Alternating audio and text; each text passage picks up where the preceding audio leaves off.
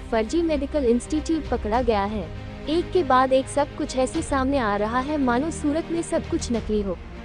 2 दिन पहले सूरत के पांडेसरा इलाके में फर्जी डॉक्टरों ने पूरा अस्पताल बना लिया था। फिर आज खुलासा हुआ है कि सूरत के पुना इलाके में एक फर्जी मेडिकल इंस्टीट्यूट है। युवा कांग्रेस की जांच में जीवनदीप मेडिकल इंस्टीट्यूट नाम से फर्जी संस्थान का खुलासा हुआ है।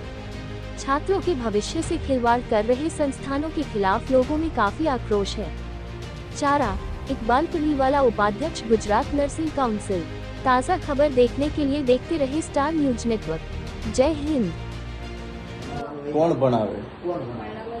અચ્છા, બરાબર.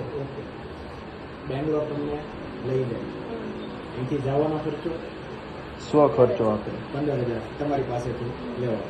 પ્રેક્ટિકલનો ખર્ચો એ નથી. તમે કયા વર્ષ જીએનએમ ના કયા વર્ષમાં છો?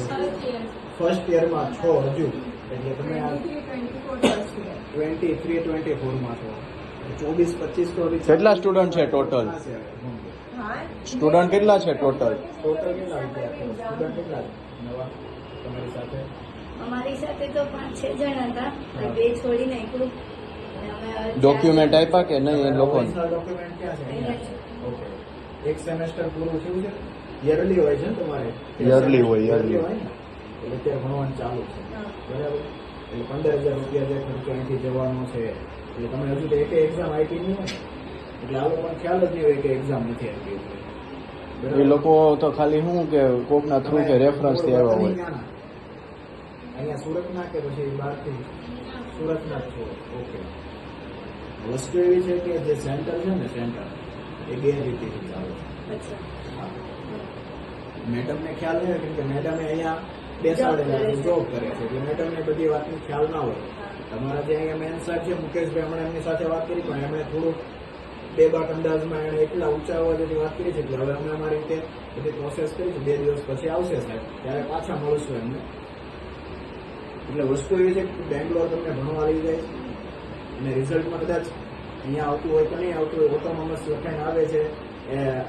ના, એ બધું બેંગ્લોર વાળી સિસ્ટમ જ ખોટી છે ભાઈ. બેંગ્લોર વાળી સિસ્ટમ અહીંયા ભણાય ને ત્યાં ઓલું એક્ઝામ દેવાનું નહીં હોય જ ને. ઇન્સ્ટિટ્યૂટ ના એવા રૂલ્સ જ નથી યુનિવર્સિટીના કોઈ. મેડિકલ ફિલ્ડમાં અને તમને ખબર છે કાલે એક લેટર આવ્યો GMERS નો કે જેટલા સ્ટુડન્ટો બેંગ્લોર જે આવા ઇન્સ્ટિટ્યૂટમાંથી જે ભણીને જાય છે ને, એના તમે જીએનએમ જે પછી કમ્પ્લીટ કરો ને, તો ગુજરાત સરકારની અંદર તમારે એક્ઝામ ગમે સ્ટાફ નર્સની કે ગમે આપી હોય ને, તો એ વેલિડ ગણતા નથી. એવો કાલ ગુજરાત સરકારે પત્ર જાહેર કરી દીધો છે. તમારે જો હોય તો તમને મારા ફોનમાં બતાવો.